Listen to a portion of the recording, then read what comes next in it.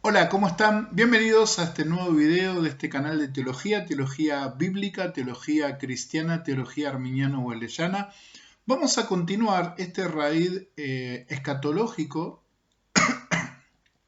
acerca de el juicio, que comenzamos con el último podcast que levanté, y vamos a tratar el tema de escatología bíblica del juicio a las naciones.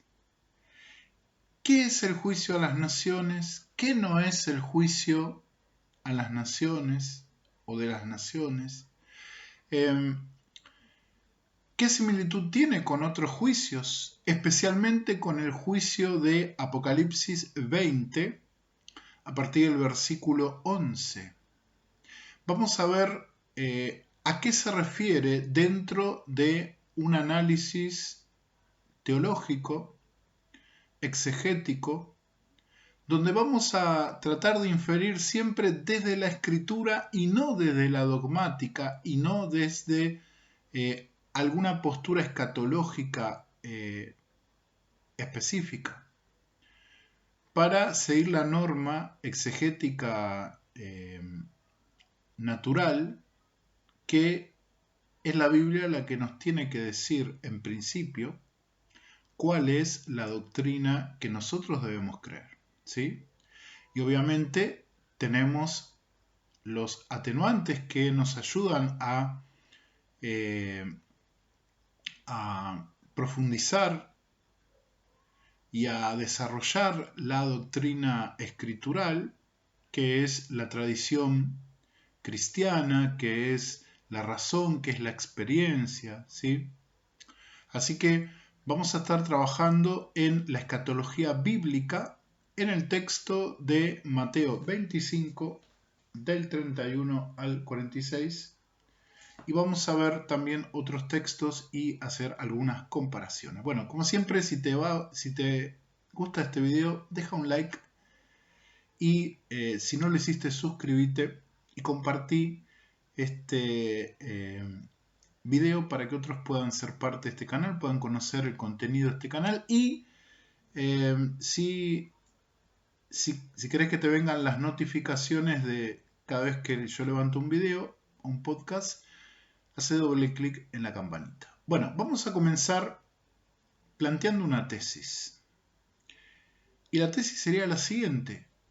El juicio de las naciones, según un análisis exegético, teológico, sencillo y natural, no es el último juicio o la última acción judicial de Dios revelada a través de las Escrituras. El juicio de Mateo 25 del 31 al 46 no es planteado de otra manera, revelado de otra forma, no es el mismo juicio que Apocalipsis 20 del 11 en adelante. Y hay mucha evidencia bíblica para poder, y teológica, para poder respaldar esta afirmación. Y si no es el último juicio, y si no es una anticipación de nuestro Señor Jesucristo del último juicio, entonces, ¿qué tipo de juicio es? Bueno, vamos a analizarlo yendo a las Escrituras y desde su contexto vamos a estar profundizando para ver la naturaleza de este accionar de Dios en el orden judicial para con los seres humanos, ¿sí?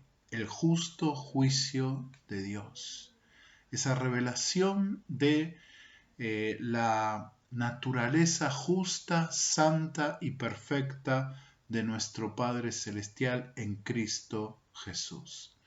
Vamos a leer, vamos a ir al texto, Mateo 25 del 31 al 46. Vamos a estar compartiendo. Bien. Dice así la escritura. Mateo 25, 31 al 46 dice: Y cuando el Hijo del Hombre venga en su gloria y todos los ángeles con él, entonces se sentará en su trono de gloria y serán reunidas delante de él todas las naciones, y los apartará unos de otros como el pastor separa las ovejas de las cabras. Y colocará las ovejas a su derecha y las cabras a su izquierda. Entonces dirá el rey a los de su derecha: Venid benditos de mi Padre, heredad el reino preparado para vosotros desde la fundación del mundo. Porque tuve hambre y me disteis de comer, tuve sed y me disteis de beber, fui forastero y me acogisteis, desnudo y me cubristeis, estuve enfermo y me visitasteis, estaba en prisión y vinisteis a mí. Entonces los justos le responderán diciendo: Señor, ¿cuándo te vimos hambriento y te sustentamos, o sediento y te dimos de beber? ¿Cuándo te vimos forastero y te acogimos, o desnudo y te cubrimos? ¿Cuándo te vimos enfermo o en la cárcel y fuimos a ti? Y respondiendo el rey les dirá: De cierto os digo que, en cuanto lo hicisteis a uno de estos mis hermanos más pequeños, a mí lo hicisteis. Entonces dirá a los de la izquierda: Apartaos de mí, malditos, al fuego eterno preparado para el diablo y sus ángeles. Porque tuve hambre y no me disteis de comer, tuve sed y no me disteis de beber, fui forastero y no me acogisteis, estaba desnudo y no me cubristeis, enfermo y en prisión y no me visitasteis. Ellos entonces también responderán diciendo: Señor, ¿cuándo te vimos hambriento, o sediento, o forastero, o desnudo, o enfermo, o en prisión, y no te servimos? Entonces les responderá diciendo: De cierto os digo, en cuanto no lo hicisteis a uno de estos más pequeños, tampoco me lo hicisteis a mí. E irán estos, es decir, los de la izquierda, las cabras, según la versión Reina BTX o Biblia textual, irán estos al castigo eterno y los justos a la vida eterna.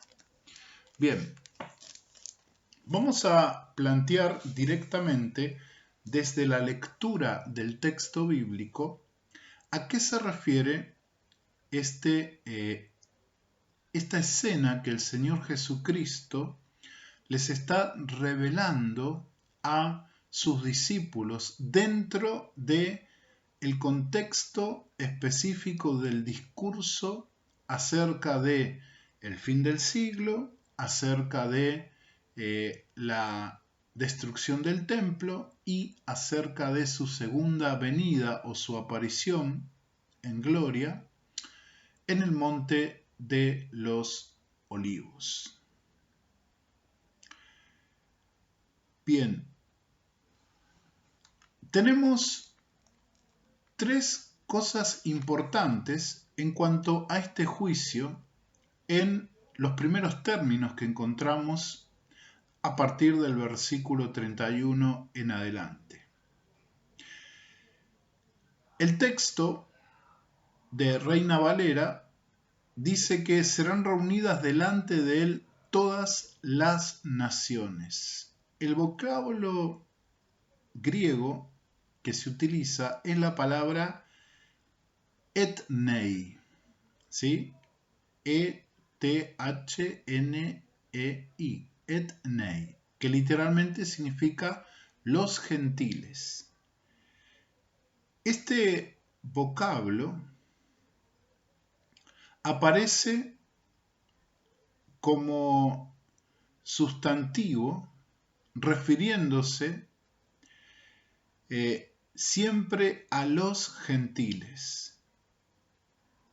Por lo tanto, el juicio aquí no es el de la iglesia ni el del pueblo de Israel como nación, sino el de todas las demás personas, es decir, todos los no judíos que no son parte de la iglesia, que han de ser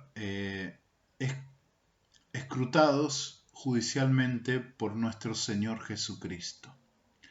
También tenemos que resaltar que se trata de gentiles vivientes, ya que el pasaje no menciona absolutamente nada acerca de ninguna resurrección. Vuelvo a repetir, se está juzgando a personas vivas sobre la tierra.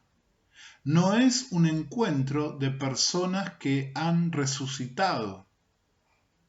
No se menciona ninguna resurrección, ni literalmente ni en el contexto.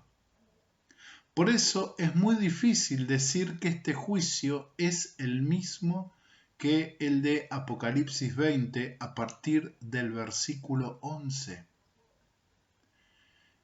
Quizás haya algunas similitudes, ese trono de gloria, el trono blanco, pero después hay un montón de divergencias en los textos, en las descripciones, en el contexto, que nos asegura que no estamos hablando del mismo juicio. Muchos aseguran que el juicio de las naciones es el mismo juicio de Apocalipsis 20 a partir del versículo 11, que es el último juicio, el juicio final, el juicio de buenos y malos, el estrado judicial ante el cual todos tendremos que comparecer delante de nuestro juez, de nuestro Señor Jesucristo. Pero si escrutamos bien lo que dice el texto de Mateo 25:31, vamos a ver muchas diferencias y sí o sí vamos a tener que llegar a la conclusión de que son dos juicios distintos. Podemos analizar por separado el juicio de el gran trono blanco de Apocalipsis 20. Pero ya podemos dar ciertos indicios de que este juicio no es el mismo que el de Apocalipsis 20, tal como aseguran de buena fe muchos amilenialistas, muchos de distintas corrientes escatológicas, que el juicio de las naciones es el juicio de Apocalipsis 20 o el juicio final. Bien, también tenemos que resaltar que este juicio es en el mismo momento, con gente viva, en el mismo momento en que el Señor regresa por segunda vez a la tierra. No es en el momento del rapto de la iglesia, no es en el momento de la reunión con Israel ya explicada por el Señor en el texto anterior, en Mateo 24 a partir del versículo 31, sino que este es el juicio donde el Señor juzga a las naciones vivientes después de sentarse en su trono de gloria aquí en la tierra. Bien, veamos el tiempo preciso de este juicio. Este juicio tiene lugar en el mismo momento, como dijimos, de la segunda venida de nuestro Señor Jesucristo. El Hijo del Hombre, el Mesías, tiene toda la autoridad para ejecutar juicio. Lo vemos allí en Mateo 5:27, en Juan 5:27, voy a leer la BTX, dice: y le dio autoridad, es decir, el Padre, para hacer juicio por cuanto es el Hijo del Hombre, es decir, el Mesías, el esperado de Israel y el que ha de regir a las naciones, como dice el Salmo 2, con vara de hierro. Bien. En tercer lugar, hay que señalar el lugar del juicio.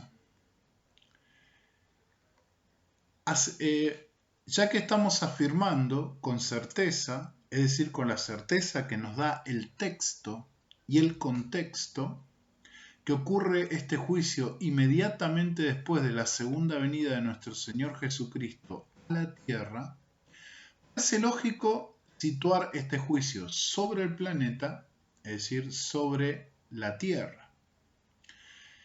El sustantivo griego etnei es un vocablo que nos apunta a un ámbito terrenal, no a un ámbito indefinido o celestial como podríamos encontrar en el contexto de Apocalipsis 20:11. Por lo tanto, parece absolutamente normal que este juicio tendrá lugar sobre esta tierra. Bien, tenemos que decir que este juicio está presidido por el mismo Señor Jesucristo como juez de toda la tierra. El Señor allí estaba sentado en el monte de los olivos justo por encima del valle de Josafat. Ese es el sitio que los judíos consideran como el escenario del juicio final. Los judíos, por supuesto, no diferencian entre el juicio de los gentiles, que es este de Mateo 25, 31 al 46, y el juicio final, que es el de Apocalipsis 20, a partir del versículo 11. En este pasaje, nuestro Señor Jesucristo declara, o se declara a sí mismo como el juez de las naciones de la tierra. Solo el Dios encarnado puede hacer tal afirmación. Bien. Vamos a desarrollar un poco el contexto de este juicio. Dijimos que ocurre inmediatamente después de la segunda venida de Cristo, ocurre sobre la tierra. Los que han de ser juzgados no son los pertenecientes al pueblo de Israel, ni es la iglesia. Vamos a ver qué nos dice el texto acerca de aquellos que son presentados en este juicio de las naciones. Bien, en el versículo 34 vemos que el Señor, después de dividir a este grupo en dos, y el Señor simbólicamente los llama ovejas a un grupo y cabras a otro grupo. El juez se dirige a las ovejas y da su veredicto: venid benditos de mi Padre. Este término venid, deute, significa venid aquí o vengan acá. El rey dirige a los de la derecha, es decir, a quienes ocupan el lugar de la bendición. La frase benditos de mi Padre es enfática y indica que son personas a quienes Dios ya ha bendecido o que pertenecen a un estado de bendición. Podemos ver que, en primer lugar, la bendición de las ovejas entre los pueblos gentiles proviene del Padre de nuestro Señor Jesucristo. Entonces, su entrada al reino de los cielos, es decir, al reino mesiánico, no es por sus obras, sino que es por la gracia de Dios.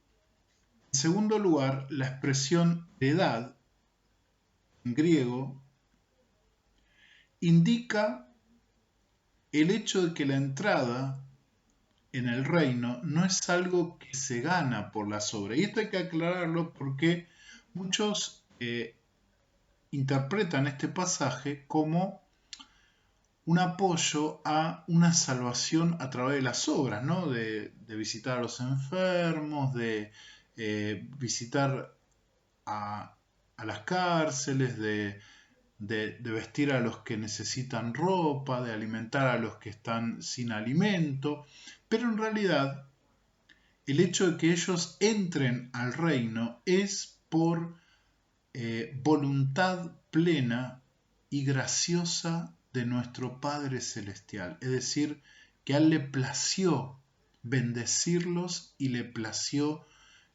abrirles la puerta por su gracia a el reino de los cielos. Ahora,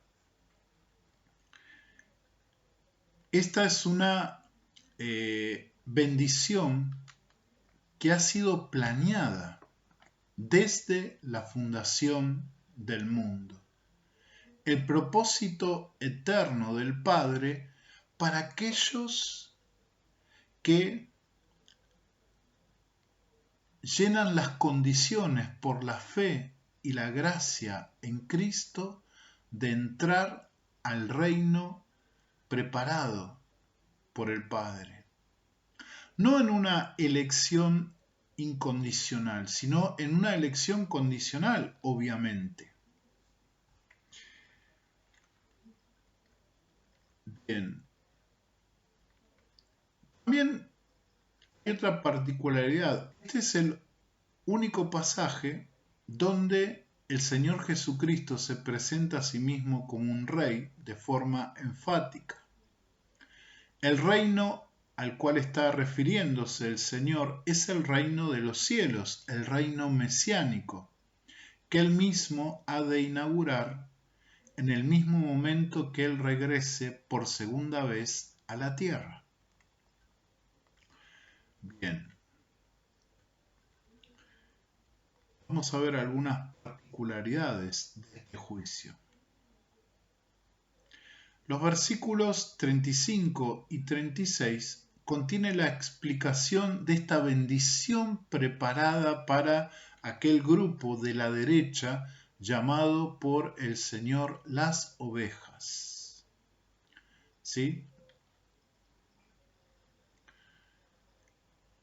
Esta es la prueba de que ellos entran dentro de esta elección que el Señor ya ha preparado desde antes de la fundación del mundo. Es muy llamativo el hecho de que las necesidades son simplemente aquellas que tienen que ver con la vida ordinaria que cada uno vive, ¿no? Y cotidiana. No son grandes cosas a los ojos del mundo, pero sí son cosas que el Señor ve y son producto del obrar de la gracia de Dios en Cristo Jesús. El Señor Jesús cita 6 cosas a las que los que entran dentro del grupo de las ovejas que están a la derecha del trono responden con compasión y misericordia, es decir, hacia el hambriento, el sediento, el forastero, el desnudo, el enfermo y el encarcelado. Todas estas acciones, nos aclara el texto, son hechas sin esperar ninguna recompensa. Y la evidencia es que, la vemos ahí del versículo 37 al 40, donde se sorprenden o se van a sorprender de que el Señor les gratifique por esas acciones que el Señor dice que fueron hechas hacia Él, que a Él le visitaron, que a Él le saciaron el hambre, que a Él le vistieron, ¿sí? Que fueron hechas para Él. Entonces vemos que la sorpresa de las ovejas es algo verdaderamente genuino. Por eso le llama los justos el Señor a estas ovejas. Entonces,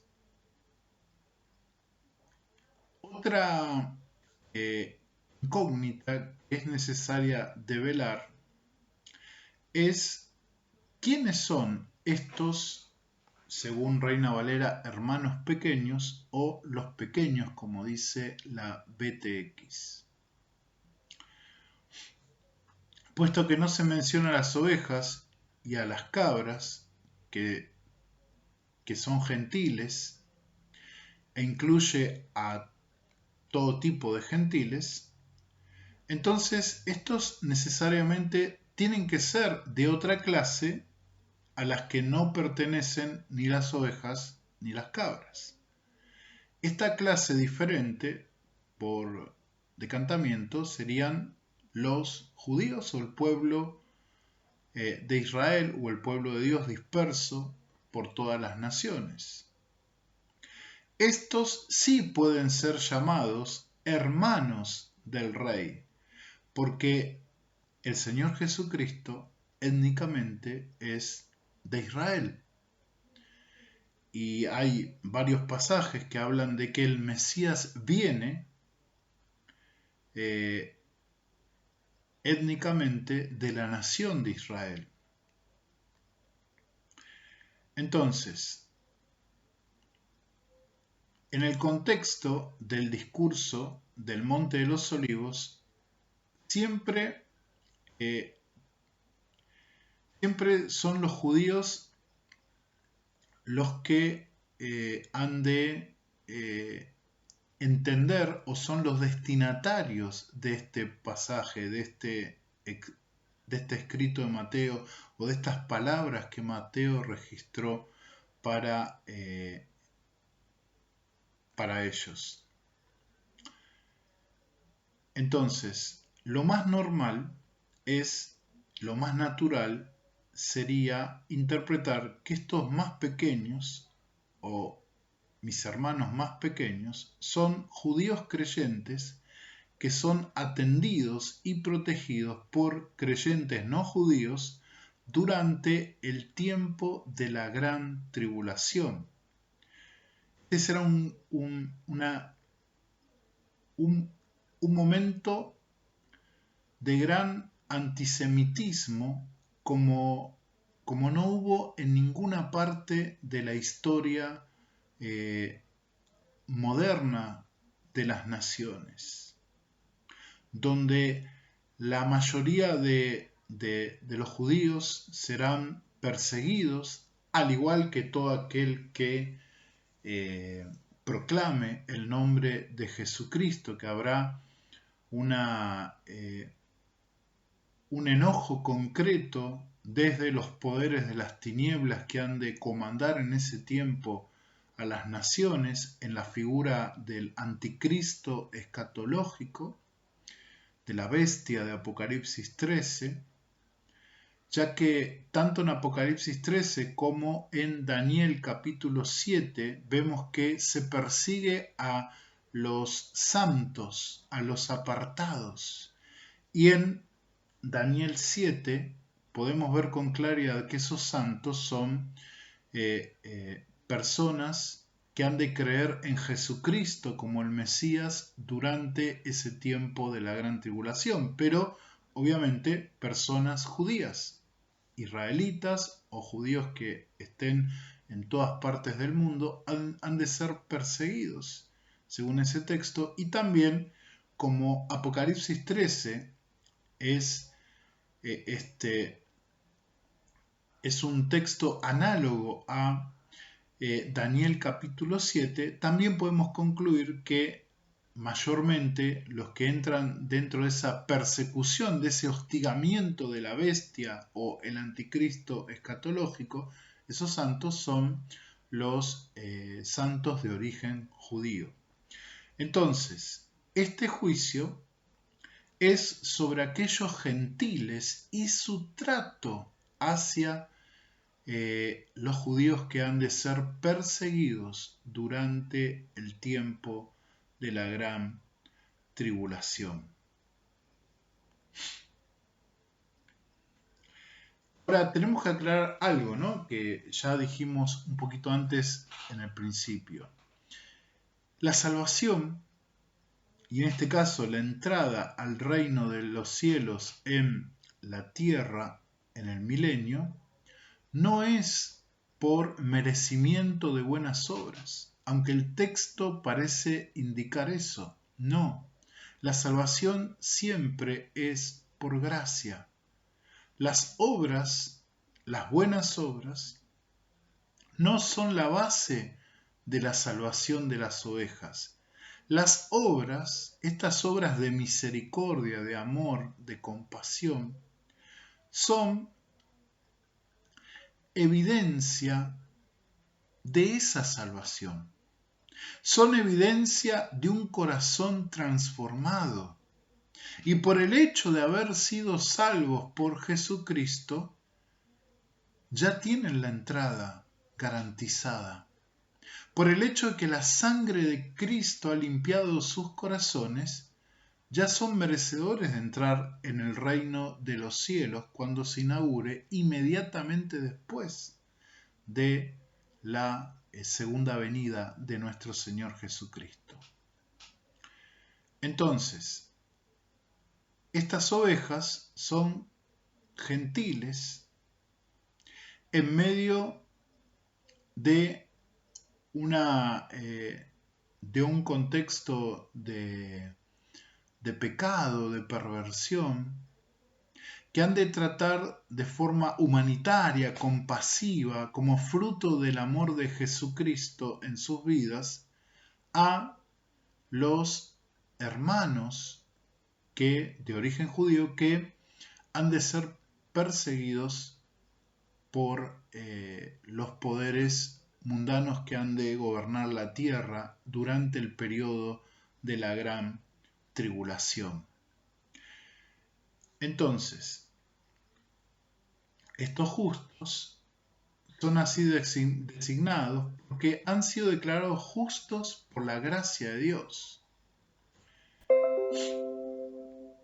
También hay que aclarar que la posición de justo tiene que guiar inevitablemente a actos de justicia hacia otros. El haber sido justificados nos lleva hacia una vida entregada en amor hacia Dios y hacia el prójimo. Cuando es hacia Dios, es siempre hacia el prójimo. Ahora vamos del versículo 41 al 46, cuando el Señor se dirige al grupo de las cabras o los cabritos, al grupo que está a su izquierda. Tenemos acá unas tremendas palabras contra este grupo, que son muy similares a las del grupo de las ovejas, pero tienen una carga de reproche muy fuerte, una carga de enojo por causa de esta inacción. Todo el pecado que vemos acá, que es juzgado, que es revelado y juzgado, es un pecado de omisión. Es un pecado de saber lo que es bueno y no hacerlo adrede. Entonces, el juicio condenatorio que aparece en las palabras allí a partir del verso 41 es que se aparten y los llama malditos al fuego eterno preparado para el diablo y sus ángeles. Vemos acá el contraste del reino que el Señor les ha hecho heredar por causa de haber sido justificados por la fe en Cristo Jesús y por demostrar esa justificación con una vida santificada y entregada en amor hacia los demás, se hace el contraste con el destino terrible, el destino eterno de aquellos que por omisión no han hecho la voluntad de Dios. Dice el fuego eterno. Esta es una de de las tantas descripciones que tenemos en el Nuevo Testamento acerca de lo que yo considero el último infierno, el infierno final.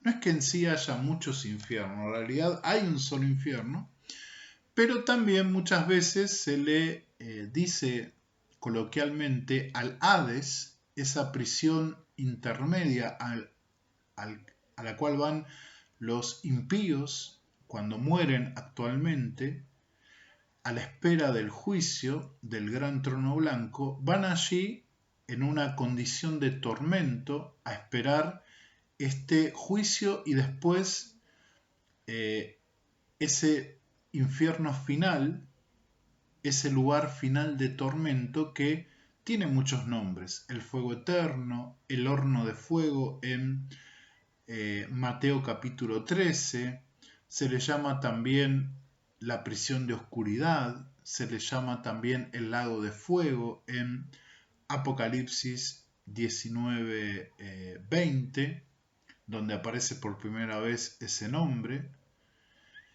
y se le llama en los evangelios sinópticos, se le llama la jena de fuego, y tiene otros nombres también. Entonces, el Señor Jesucristo dice que estos están destinados al fuego eterno. Los llama malditos. Es decir, que son aquellos que están dentro de la maldición del pecado por causa de su omisión. Esta omisión de no haber tenido en cuenta a los más pequeños,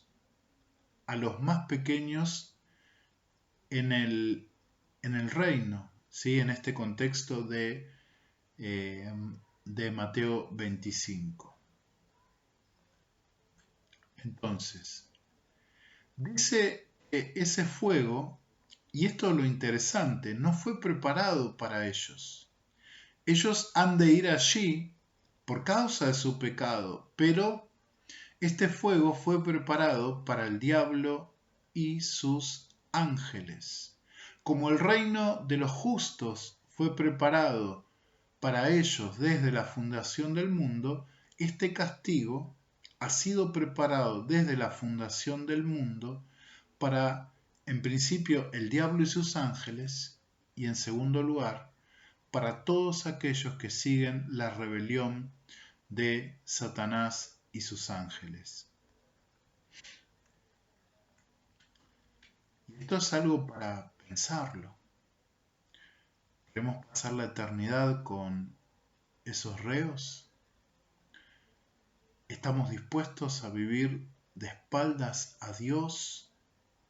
¿Estamos dispuestos a pagar ese precio tan alto de vivir lejos de Dios y lejos de hacer su voluntad?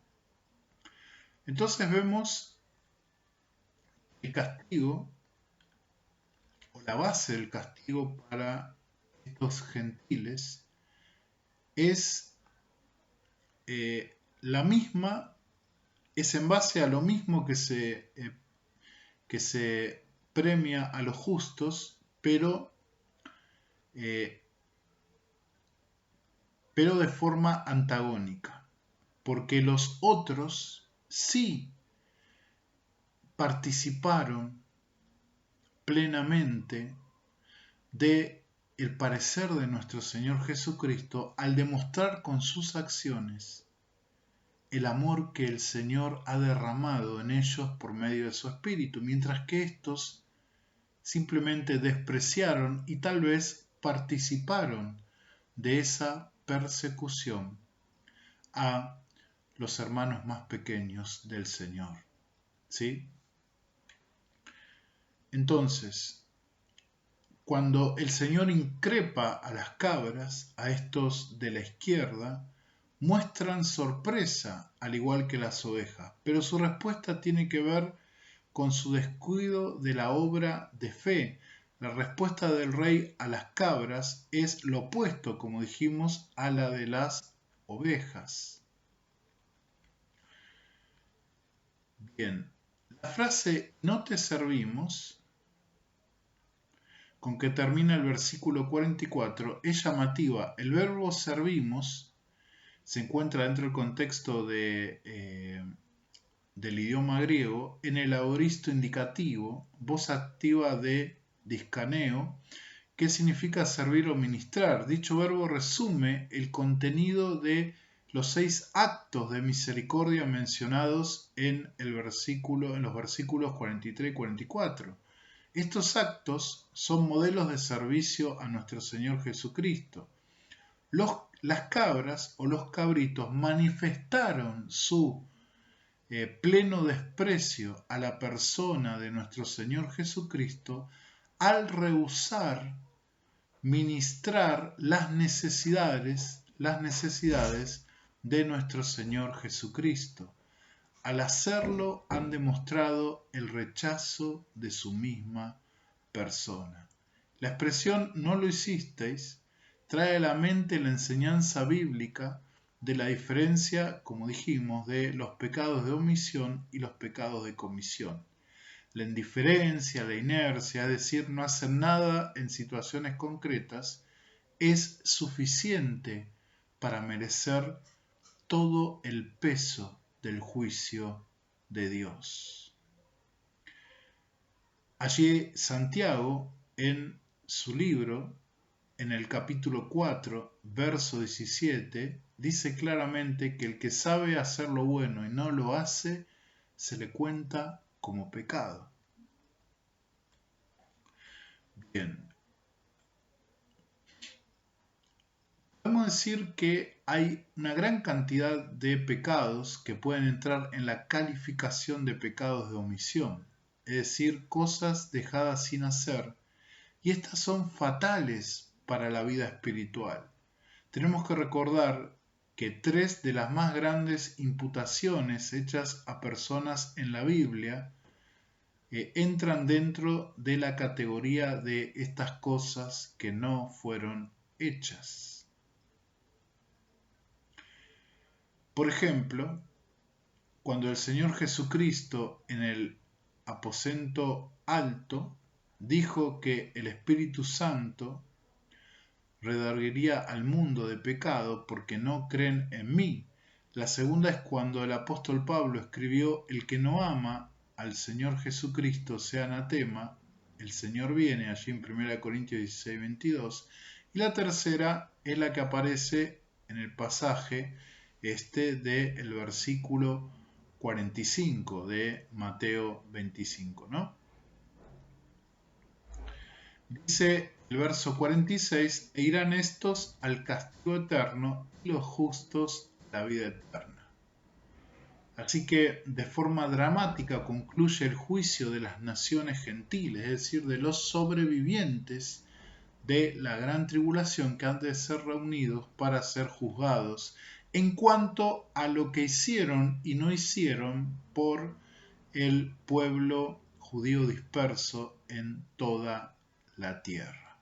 Ahora, muchos dicen que esta interpretación dejaría de lado una enseñanza más clara y concreta para la Iglesia para avisarnos de que la vida cristiana no solo consiste en una búsqueda personal e interior de la presencia del Señor, sino que también consiste en una manifestación constante del amor y la misericordia de nuestro Señor Jesucristo hacia otros, especialmente hacia los que menos tienen, especialmente hacia aquellos que están en situación de desamparo, de debilidad, que están enfermos, que están excluidos por la sociedad. Obviamente podemos hacer una aplicación a esas circunstancias y este pasaje es un llamado al creyente actual hoy a que manifieste una vida cristiana completa, Una vida cristiana que dice ser cristiana, pero que no manifiesta un amor hacia aquellos más pequeños, no lo está manifestando a la persona de Jesucristo. Aunque nosotros debemos hacer hincapié en que el contexto indica que este juicio es a personas que han de sobrevivir, personas no judías, no pertenecientes al pueblo de Israel, que han de sobrevivir a la gran tribulación vivas, ¿sí? Van a estar vivas. Acá no hay muertos, acá no hay gente que resucita, acá hay sobrevivientes vivos y no es en un lugar indeterminado, no es en una corte celestial, es sobre la tierra y tal vez específicamente en el territorio de Israel. Muchos dicen que el Señor ha de poner su trono allí en el Monte de los Olivos. No es algo que diga algún texto bíblico, sino que muchos hacen inferencia que ese trono de gloria estará allí en el Monte de los Olivos. Bueno, no lo podemos determinar, pero sí sabemos que el Señor ha de posar sus pies en el Monte de los Olivos, tal como dice allí Zacarías capítulo 14 y como lo dice Hechos capítulo 1, cuando los ángeles le dicen a los apóstoles que de la misma manera que el Señor subió allí parado del Monte de los Olivos, subió al cielo, así también volverá. Entonces, este juicio de acontecer en la tierra de Israel, han de ser juntadas todos los sobrevivientes de la tribulación y serán juzgados por lo que hicieron y no hicieron en cuanto al pueblo de Israel. Pero teniendo en cuenta esto, sí es posible hacer una aplicación de este juicio para que nosotros como cristianos podamos andar y vivir en un camino cristiano completo, pleno. Las obras no salvan, pero es necesario que nosotros traduzcamos nuestra fe en obras. Porque la fe sin obras, dice allí Santiago, es muerta. No tiene asidero la fe si no hay una manifestación de obras de amor y compasión que nos identifiquen con nuestro Señor Jesucristo. Él mismo, cuando desarrolló su ministerio de 3 años y medio, no se le conoció solo como un maestro predicador, no se lo conoció solo como quizás alguien que se dedicaba a enseñar y nada más, sino que se lo conocía por sus milagros, se lo conocía por su compasión, se lo conocía por su amor manifiesto de forma constante hacia otros. De la misma manera, este texto nos tiene que servir a nosotros para que si realmente estamos viviendo un cristianismo que no manifiesta aquellas obras que el Señor preparó para que anduviésemos en ella, nos dé a reflexionar, nos dé a pensar, ¿sí? Sí podemos darle esa aplicación para bendecir, para guiar, para que como hijos de Dios en el contexto de la iglesia de Cristo podamos caminar con temor y temblor, podamos manifestar el amor hacia el prójimo y especialmente hacia el que menos tiene, especialmente al que está mal, especialmente al que está en condición de debilidad, especialmente a los enfermos. Mostrar el amor de Jesucristo en nuestra vida de forma evidente. Bien, creo que quedó claro la tesis principal de este video en cuanto a esta acción judicial de nuestro Señor Jesucristo, que este juicio es un juicio especial para los que han de sobrevivir después del Armagedón, después de que el Señor pose sus pies sobre la tierra por segunda vez. Tal vez vos no tengas esta interpretación. Yo te animo a que lo puedas verificar con las Escrituras, que puedas hacer un análisis exegético de este pasaje para ver si llegas a la misma conclusión o si llegas a una conclusión diferente. Bueno, espero que te haya bendecido este video. Y nos vemos en el próximo video o podcast y que estemos siempre glorificando a nuestro Señor Jesucristo, caminando como Él caminó, en amor y haciendo evidente el amor del Padre hacia sus hijos, con las obras que Él preparó de antemano. Nos vemos en el próximo video o podcast. Que el Señor te bendiga en gran manera.